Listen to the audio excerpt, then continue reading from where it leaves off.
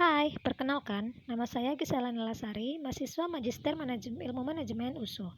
Yang saya hormati Profesor Dr. Esventi Sadalia SME, selaku dosen mata kuliah Manajemen Keuangan Lanjutan. Baik, di sini saya akan membahas tentang financial distress. Financial distress adalah kesulitan dana, baik dalam pengertian kas atau dalam pengertian modal kerja. Sebagian aset liability management sangat berperan dalam pengaturan untuk menjaga agar tidak terkena financial distress. Menurut Adnan, tahun 2000, kegagalan keuangan biasa diartikan sebagai insolvensi yang membedakan antara dasar saham dan dasar arus kas. Insolvensi atas dasar arus kas ada dua bentuk. Yang pertama yaitu insolvensi teknis, terjadi apabila perusahaan tidak dapat memenuhi kewajiban pada saat jatuh tempo walaupun total aktifanya sudah melebihi total hutangnya. Yang kedua yaitu insolvensi kebangkrutan, di mana didefinisikan sebagai kekayaan bersih negatif dalam neraca konvensional atas nilai sekarang dan arus kas yang diharapkan lebih kecil dari kewajiban. Di sini kita akan membahas tentang analisis evaluasi kebangkrutan.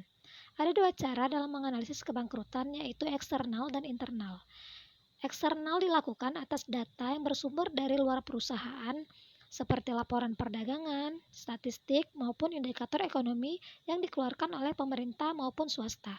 Yang kedua yaitu analisis internal, antara lain analisis strategis perusahaan, di mana strategi ini memfokuskan pada persaingan yang dihadapi perusahaan, struktur biaya relatif terhadap pesaing, dan lain-lain. Analisis internal yang banyak digunakan adalah analisis terhadap laporan keuangan perusahaan. Yang pertama yaitu analisis tren, merupakan analisis terhadap laporan keuangan perusahaan yang mencakup beberapa periode tahun buku.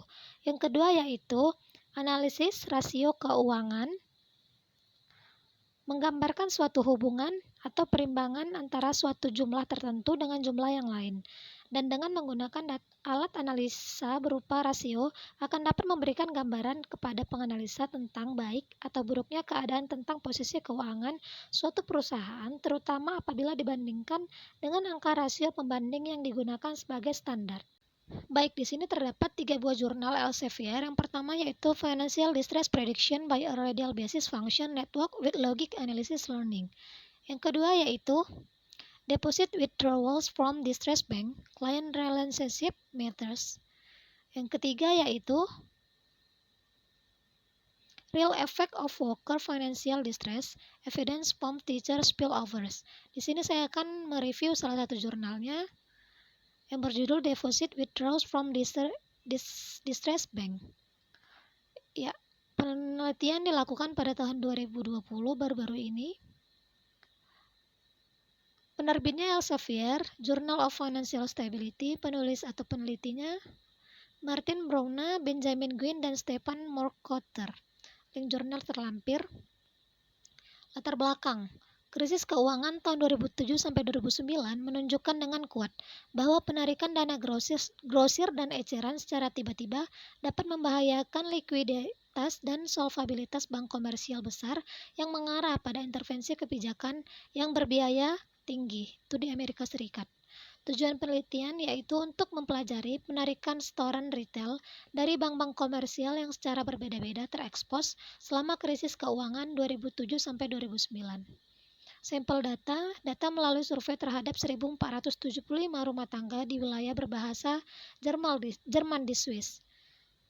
15 sampel survei dibangun untuk menjadi representatif dari populasi yang mendasari sehubungan dengan gender dan lokasi geografis.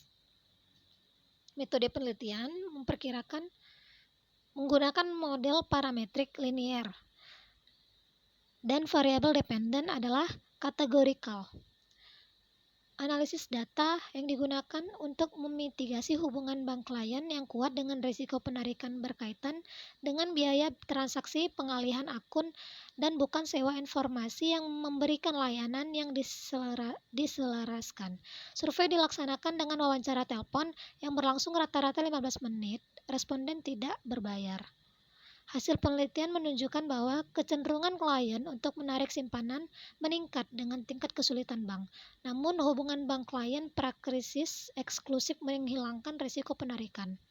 Nah, Pendanaan penelitian ini didukung oleh Yayasan Ilmu Pengetahuan Nasional Swiss dan Europe Investment Bank Institute. Baik, demikian presentasi dari saya. Semoga ilmunya dapat bermanfaat. Assalamualaikum warahmatullahi wabarakatuh.